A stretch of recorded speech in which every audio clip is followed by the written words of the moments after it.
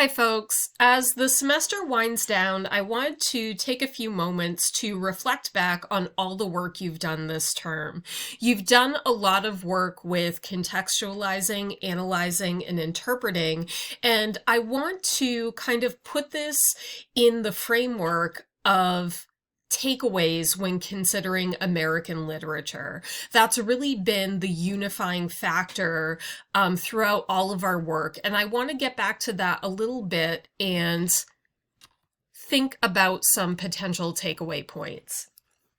So, of course, everyone is probably going to find that different aspects of the course resonated with them or didn't resonate with them. Not everyone has the same experience with different pieces of literature, and that's as it should be. But there might be some big picture questions we could consider in terms of reflecting on the big picture significance of all of the work that you did this term. My hope is that over the course of the semester, you sort of saw evidence that literature is not just about art and entertainment. It's also about reflecting and commenting on the world around us. It's relevant to our understandings of history and culture and even people, because we often see reflections of authors in the literature that they produce. So the questions here are just designed to get you thinking about maybe the big picture role of American literature. So I'll give you a chance to kind of read through these questions independently, but ultimately they really focus on how U.S. literature can impact our understanding of the country and culture we live in, and also how literature fits within the larger context of historical documentation. I think that literature can be very valuable in terms of not necessarily offering us fact-based info, although sometimes that is the case, but offering us new perspectives and new backgrounds.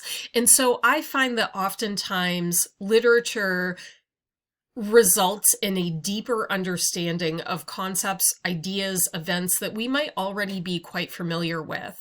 So as far as this course is concerned, it might be worthwhile to take stock of your own understandings of U.S. history and culture and think about whether or not the literature we engaged with this term had any impact on that.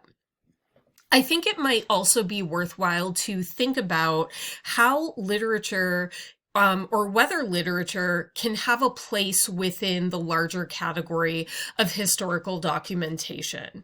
Because I think that sometimes when we think of historical documents, we think of very professional, fact-based pieces of information. We don't necessarily think about what we conventionally understand to be literature. We think maybe more about news articles or government reports or lab results or what have you. So I think that one of the things we might ask ourselves would be, does literature have a place? If literature can be viewed as a reflection of history and culture, what role does literature play in documenting our history? And in the context of this class, we might say, what role does American literature play in the documentation of U.S. history?